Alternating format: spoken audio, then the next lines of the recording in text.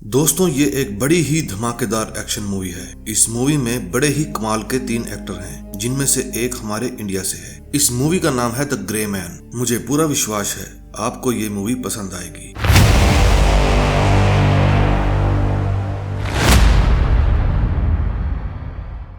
Movie की शुरुआत में हमें फ्लोरिडा स्टेट प्रिजन दिखाया जाता है। यहाँ डोनाल्ड फिट्जरे नाम का एक CIA ऑफिसर हमारी मूवी के मेन हीरो, जिसका नाम कोटलिन है, से मिलने आया है। ऑफिसर बताता है कि तुम्हें 1995 में सजा हुई थी, जो 2031 तक चलेगी, और अभी 2003 चल रहा है। अगर तुम अपनी सारी जवानी जेल में नहीं काटना चाहते तो तुम हमारे लिए काम कर सकते हो। बदले में तुम्हारी सजा माफ कर दी जाएगी। हम तुम्हें इस काम की ट्रेनिंग देंगे। कोटलिन मान जाता है। अब हमें 18 साल बाद का सीन दिखाया जाता है। यहाँ बैंकॉक में न्यू ईयर पार्टी चल रही थी। कोटलिन, जिसका नाम अब सियारा 6 था, यहाँ किसी का गेम बजाने आया था। फिर 6 एक रूम में जाकर अपना खिलौना निकालता है। ये डेनियल कारमाइकल के कहने पर यहाँ आया है, जो एक CIA ऑफिसर है। डेनियल उसे ये कहकर एक आदमी को मारने के लिए कहता है कि इससे हमारे देश की सिक्योरिटी को खतरा है। जिस इंसान को मारना है उसका कोड नेम है डाइनिंग कार। वो 6 के ऊपर वाले फ्लोर में था। फिर 6 डाइनिंग कार को अपने निशाने पर लेता है, लेकिन बीच में एक बच्चा आ जाने के कारण वो उसे शूट नहीं कर पाता। फिर वो अपना खिलौना वहीं पर फेंक कर उसे अपने हाथों से खत्म करने के लिए जाने लगता है। वो ऊपर वाले फ्लोर पर जाकर डाइनिंग कार के साथियों को चुन चुन के मारता है। इस मिशन में डानी मिरांडा 6 का साथ दे रही थी। डाइनिंग कार के सभी साथियों को मारने के बाद 6 उसे भी पकड़ लेता है, लेकिन वो कहता है, मैं तुम्हें जानता हूँ, तुम सियारा 6 हो और मैं भी कभी सियारा 4 हुआ करता था। मैं भी पहले तुम्हारी ही तरह उन लोगों के लिए काम करता था। अब मुझे इन लोगों की सच्चाई का पता चल गया है, इसलिए ये मुझे मारना चाहते हैं। 6 कहता है, मुझे इससे कोई फर्क नहीं पड़ता। फिर वे दोनों आपस में लड़ने लगते हैं और सियारा 6 सियारा 4 को मार देता है। मरने से पहले 4 एक लॉकेट देता है और कहता है, इसके अंदर डैनी कारमाइकल की सच्चाई है, तुम इसे दुनिया के सामने लाना। ये कहकर वो मर जाता है। 6 वो लॉकेट लेकर वहाँ से चला जाता है और उसके बाद सियारा 4 की चेकिंग की जाती है। फिर वे लोग डैनी कारमाइकल के पास फोन करके कहते हैं, हमें उसके पास से कुछ भी नहीं मिला। फिर डैनी 6 के पास फोन करता है और पूछता है, क्या तुम्हें उसके पास से कुछ भी ऐसा मिला है जो तुम मुझे देना चाहते हो? 6 मना कर देता है। फिर 6 एक गेमिंग सेंटर में जाता है और वहाँ लॉकेट में से फ्लैश ड्राइव निकालकर उसे चलाकर देखता है। उसके अंदर उसे कुछ ऐसे सबूत मिलते हैं जिससे उसे पता चल जाता है कि डैनी कारमाइकल खुद अपने देश को धोखा दे रहा है। तभी उसकी साथी डानी का फोन आता है। वो उसे अपने साथ चलने के लिए कहती है, लेकिन 6 कहता है, तुम अकेले ही चली जाओ। फिर 6 वहाँ से निकलकर अपने पुराने बॉस डोनाल्ड फिट्जरे के पास फोन करता है और कहता है कि मेरे पास डैनी कारमाइकल के खिलाफ सबूत हैं और अब वो मुझे मारने की पूरी कोशिश करेगा। फिर डोनाल्ड फिट्जरे कहता है, तुम चिंता मत करो, पहले मैं तुम्हें किसी सेफ जगह पर भिजवा देता हूँ, उसके बाद हम सारी बात करेंगे। फिर फिट्जरे कहता है कि चिंग माई के पास एयरफील्ड है, तुम वहाँ पर पहुँचो। उधर सुजैन डैनी कारमाइकल के पास जाती है और कहती है कि 6 काम करके वापस नहीं लौटा। डैनी कहता है, हो ना हो, हमारे सबूत पक्का उसी के पास हैं। मुझे लगता है हमें लॉयड हैंसन की मदद लेनी पड़ेगी। सुजैन कहती है, उसके तरीके बहुत ही खतरनाक हैं। डैनी कहता है, हमें तरीकों से कोई मतलब नहीं, बस हमारा काम होना चाहिए। अगले सीन में हम लॉयड को देखते हैं। ये हमारे एक्स कैप्टन अमेरिका हैं। ये जिस भी फिल्म में होते हैं वहाँ बड़ी तबाही होती है। इस समय वो किसी को टॉर्चर करके उससे कुछ उगलवाने की कोशिश कर रहा था।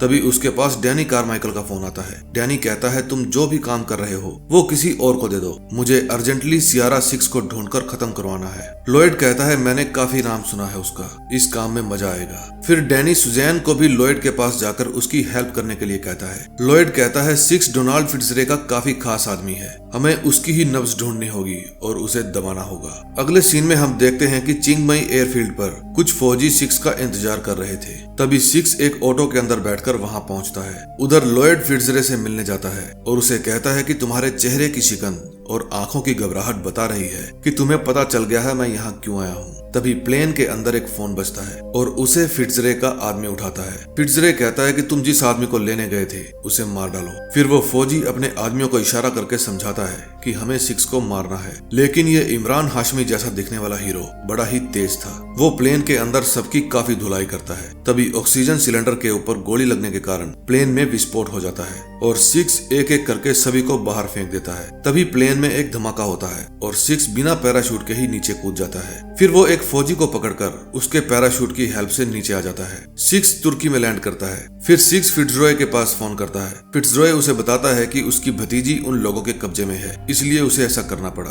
तभी उसका फोन लॉयड ले लेता है और कहता है कि तुमने जो एसेट चुराया है वो मुझे वापस दो और बदले में मुझे तुम्हारा सिर नहीं काटना पड़ेगा। सिक्स कहता है कि मेरे पास कुछ होता तो भी नहीं देता। लॉयड कहता है तुम्हारा बाप भी देता। फिर फोन काटने के बाद फिट्जरॉय लॉयड को कहता है तुम्हें सिक्स की हिम्मत का अंदाजा नहीं है। लॉयड कहता है बच्चा है वो अभी मेरे सामने, मैं अभी उसके सिर पर ऐसा इनाम रखने वाला हूँ कि दुनिया के सबसे छटे हुए बदमाश तो क्या, उसके दोस्त भी उसे मारने पर तुल जाएंगे। एक से बढ़कर एक कातिल मेरे लिए काम करते हैं, मैं यहीं बैठा बैठा किसी को भी मरवा सकता हूँ। उधर सिक्स वियना में पहुंच जाता है। वो वहाँ पर एक ऐसे आदमी के पास जाता है जो पैसे लेकर नकली पासपोर्ट और नकली आईडी बनाता है। वो आदमी सिक्स को कहता है कि अगर तुम नहीं चाहते कि पासपोर्ट के ऊपर भी तुम गुंडे दिखो तो जाकर थोड़ा हुलिया सुधार लो। फिर सिक्स जाकर अपने मुंह हाथ धोता है जैसे सर्दियों में हम लोग धोते हैं। फिर अपनी शक्ल सूरत सुधारने के बाद सिक्स फोटो खिंचवाने बाहर जाता है और वो आदमी उसे कैद कर लेता है। लॉयड ने उसके सिर पर भारी इनाम रखा है, ये बात उसके कानों में भी पहुंच गई थी। उधर बर्लिन में डैनी कारमाइकल डानी मिरांडा से पूछताछ कर रहा था कि क्या तुम्हें बिल्कुल भी शक नहीं हुआ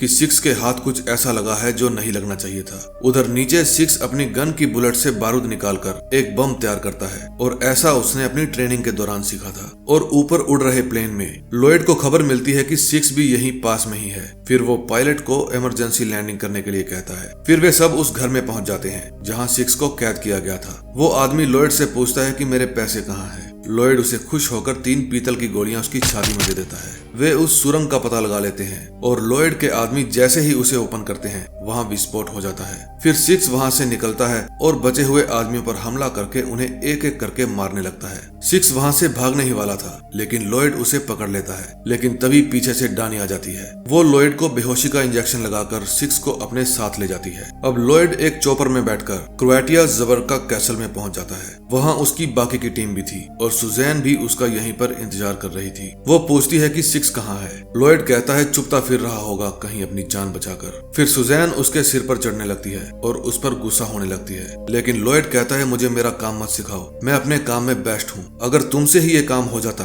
तो ये काम मुझे नहीं मिलता। तुम लोग रूल्स के अकॉर्डिंग चलते हो और मुझे रूल से घंटा फर्क नहीं पड़ता। सुजैन लॉयड से पूछती है तुम इतनी मदहोश चाल क्यों चल रहे हो। लॉयड कहता है अभी अभी पिछवाड़े पे सुई लगवा के आया हूँ। फिट्जरॉय को उसकी भतीजी के पास बंद कर दिया जाता है। उधर डानी सिक्स को डैनी कारमाइकल के पास ले जा रही थी क्योंकि ये उसके करियर का और उसकी इज्जत का सवाल था। वे समझते थे कि वो भी सिक्स के साथ मिली हुई है। सिक्स कहता है उन्होंने 4 को मेरे हाथों से मरवा दिया और अब मुझे तुम्हारे हाथों से मरवाने वाले हैं और उसके बाद तुम्हारी बारी होगी। बेहतर होगा कि हमें मार्गरेट के पास जाना चाहिए। अब वो रिटायर हो चुकी है और प्रयाग में रहती है। मैंने वो लॉकेट उन्हीं के पास पार्सल कर दिया था और ये खबर लॉयड को भी मिल जाती है, लेकिन उसे ये नहीं पता था कि वहाँ पर रहता कौन है। इसलिए वो फिट्जरॉय के पास जाता है और उसे टॉर्चर करके उससे उगलवाने की कोशिश करता है। फिट्जरॉय उसे कुछ नहीं बताता, लेकिन जब वो उसकी भतीजी को टॉर्चर करने की बात करता है तो वो मार्गरेट के बारे में बता देता है। वो फिट्जरॉय की बॉस थी। सिक्स और डानी मार्गरेट के पास प्रयाग में पहुंच गए थे। वो उन्हें जो उस ड्राइव में सबूत थे उनके बारे में बताती है। डैनी कारमाइकल ने किसी की भी जान की परवाह नहीं की। अपने काले धंधे चलाने के लिए उसने मार्गरेट और फिट्जरॉय को भी निकलवा दिया। वो खुद को गवर्नमेंट से भी ताकतवर बनाना चाहता है। उसी समय लॉयड के गुंडे भी घर के बाहर पहुंच गए थे। लॉयड अपने अड्डे पर बैठकर उन्हें गाइड कर रहा था। घर के अंदर मार्गरेट लॉयड को अपनी बुलेट प्रूफ कार की चाबी देती है, लेकिन इतने में बाहर से गोलीबारी शुरू हो जाती है। सिक्स डानी को कार लाने के लिए कहता है और मार्गरेट सिक्स को वहां से भगाकर अपने घर में विस्फोट कर देती है। तभी वहां पर पुलिस आ जाती है और सिक्स उनसे बचता हुआ भागने लगता है, लेकिन पुलिस उसे पकड़कर ओपेरा हाउस के पास लगे एक बेंच पर बांध देती है। फिर वहां पर लॉयड के एक से एक खूंखार गुंडे आते हैं, लेकिन कोई भी सिक्स को मार नहीं पाता क्योंकि वहां पर पुलिस भी थी। पुलिस और गुंडे आपस में ही भिड़ रहे थे और आपस की मुठभेड़ के बाद बचकर अगर कोई सिक्स के पास पहुंच भी जाता तो सिक्स उसे मौत के घाट उतार रहा था। दोस्तों, अगर मूवी अच्छी लग रही है तो लाइक और सब्सक्राइब का बटन जरूर दबा दें। उन सब की लड़ाई देखकर लॉयड कहता है इस बंदे को उड़ाना इतना मुश्किल क्यों है। सुजैन कहती है लॉयड सबको वहां से बाहर निकालो, वहां बहुत ज्यादा नुकसान हो रहा है। लेकिन लॉयड कहता है जो इस चिकने को मारेगा उसे 1 करोड़ का इनाम मिलेगा। लेकिन सिक्स के हाथ गन लग जाती है और वो अपनी हथकड़ी तोड़कर वहाँ से भाग जाता है। वो भागकर एक मेट्रो में चढ़ जाता है, लेकिन तभी वहाँ पर डानी मार्गरेट की बुलेट प्रूफ कार लेकर आ जाती है। अब वो भी उन गुंडों को सिक्स को मारने से रोक रही थी। तभी वो सिक्स को बचाकर अपने साथ कार में बिठाकर ले जाती है। लॉयड के भेजे हुए सारे आदमी मारे गए थे। लॉयड कहता है कोई जिंदा बचा हो तो जवाब दो भाई। सुजैन कहती है मैंने आज तक इससे बुरा मिशन कोई नहीं देखा। तभी उसे तमिल सेक्सी वुल्फ का फोन आता है। लॉयड कहता है मेरे दोस्त आगे बढ़ो और उसे मार दो। आज शहर में इतनी भारी तबाही हुई थी कि हॉस्पिटल्स में घायल लोगों की भीड़ लगी थी। उस समय डानी और सिक्स भी हॉस्पिटल में ही थे, लेकिन तभी वहाँ पर तमिल वुल्फ आ जाता है और उन दोनों की ऐसी धुलाई करता है किसी ने सोची नहीं होगी। वो सिक्स को पीटकर उसके गले से लॉकेट छीन लेता है। फिर वो विंडो का शीशा तोड़कर वहाँ से भाग जाता है। सिक्स और डानी उसे पकड़ने की कोशिश करते हैं, लेकिन वो उसके हाथ नहीं आता। उधर फिट्जरे की भतीजी उससे पूछती है कि क्या सिक्स हमें बचाने आएगा। फिट्जरे कहता है अगर वो चल कर आया तो हमें जरूर बचा लेगा। वो ड्राइव वाला लॉकेट लेकर लॉयड के पास आ जाता है। अब लॉयड बहुत खुश था, लेकिन सुजैन कहती है कि इतने लोगों को मरवाने के बाद तुम्हारा मिशन पूरा हुआ है। तुम्हारा बस चलता तो तुम उस बच्ची को भी मार डालते। लॉयड कहता है हमारे काम में सब कुछ जायज है। तमिल वुल्फ कहता है क्या तुम उस बच्ची को भी मार देते। लॉयड कहता है इसके पैसे दो और दफा करो इसको यहाँ से। अब लॉयड के अड्डे के बाहर सिक्स और डानी भी आ गए थे। सिक्स अंधाधुंध लोगों को मार के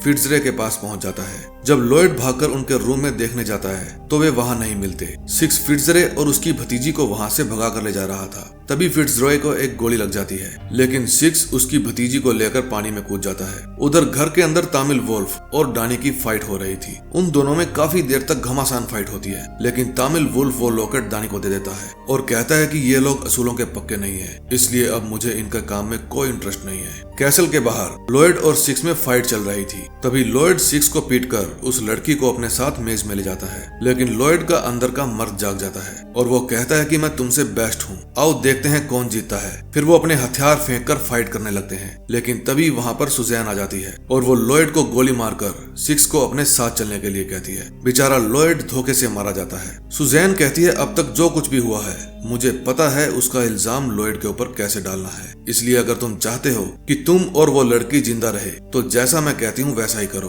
अब सुबह होती है और सिक्स को हॉस्पिटल ले जाया जाता है। डानी वो पेन ड्राइव सुजैन को दे देती है। वाशिंगटन डीसी में सारा इल्जाम लॉयड हैंसन के ऊपर डाल दिया जाता है और उन तीनों को कुछ महीने के लिए सस्पेंड कर दिया जाता है। अब एंड में हम देखते हैं कि डैनी कारमाइकल सुजैन को कहता है कि तुमने सिक्स को मारा क्यों नहीं। वो कहती है उसने दुनिया के 30 सबसे बेस्ट किलर्स को मारा है और मैं ऐसे दमदार बंदे को कैसे मार सकती हूँ, ये हमारे बहुत काम आएगा। लेकिन जब वे बेसमेंट में उसे मिलने जाते हैं तो देखते हैं कि सिक्स ने वहाँ पर मौजूद सभी सैनिकों को मार दिया था। तभी फिट्जरॉय की भतीजी को एक कैसेट मिलती है और उसके ऊपर लिखा था प्ले मी और बाहर सिक्स का खून खराबा जारी था। वो सबको मार के उस लड़की को आजाद करके वहाँ से ले जाना चाहता था। फिर वो सबको फिनिश करता है और उस लड़की के पास आकर उसे आजाद करके अपने साथ ले जाता है। तो दोस्तों कैसी लगी आपको ये मूवी कमेंट करके जरूर बताना, और अगर मेरी एक्सप्लेनेशन अच्छी लगी हो तो प्लीज वीडियो को लाइक करके चैनल को सब्सक्राइब कर देना।